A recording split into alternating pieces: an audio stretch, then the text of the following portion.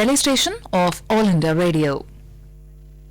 This is All India Radio. You will now hear comments from the press. The Asian Age, in its editorial titled, Trump's impeachment won't affect India ties, says President Donald Trump has been impeached by the U.S. House of Representatives, the lower house of the U.S. Congress, and the legislative equivalent of our Lok Sabha. He was charged with high crimes and misdemeanors, and Congress, controlled by the Democratic Party, found him guilty of corruption for seeking help from a foreign government against his possible opponent in next year's elections. That kind of help is strictly forbidden under the American law. He is the only third U.S. president to be impeached. Andrew Johnson in the 19th century and Bill Clinton at the end of the 20th century were the others. But neither was convicted by the U.S. Senate, and Mr. Trump too is likely to escape such a fate, though the Democrats are negotiating for at least a trial. Richard Nixon, the only president to resign in disgrace, did so before impeachment when it became clear even his own party was deserting him. No one is likely to desert Mr. Trump save the odd Republican senator like former presidential candidate Mitt Romney. It is because Mr. Trump has successfully ridden the wave of anti-globalism and illiberalism that has swept the planet. Any Republican who defies him will commit political suicide. Whatever the case, Mr. Trump currently owns right-wing politics in America. Mr. Trump will no doubt survive a Senate trial and will be renominated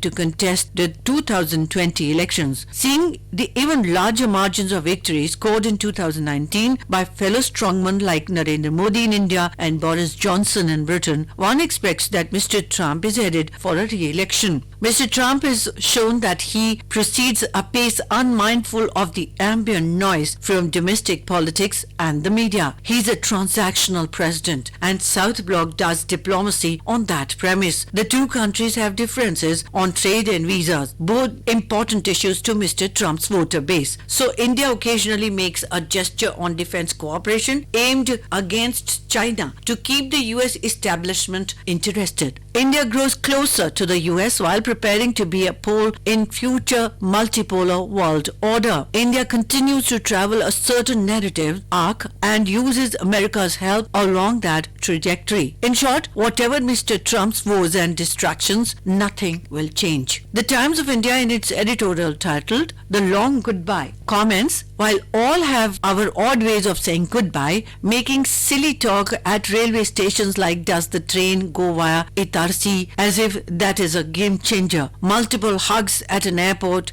desperate waving through glass partitions. Now that you cannot even enter airports, you are thoroughly pointless escort. But no farewell can challenge a wife whose goodbyes take so long that 20 minutes after you said goodbye to the host, you are still there making contact with others who waylay you en route to the car. It is normally one of those deadly, dull mass affairs, and you are raring to go home, and she has agreed, wonder of wonders. It is some sort of a second wind wives get. We have exchanged not so subtle let go glances and expressed our regret, but we have to leave, and the distance to go the car from where we are is 37 meters. But the party starts now. As we sneak out, the Sishtas say, Miss Goodness, fancy seeing you here. We thought you had left town. Finally, after many rash promises to get in touch, you wrench your wife away because if we don't leave already, I won't see the end of the cricket. One day and 3 steps on there is a grinning Dr. Gill, and he says, looky, who's here? And he and your wife go into this huggy routine, and you are introduced as an also-ran, and he and she are now having a verbal blast, and 10 minutes later,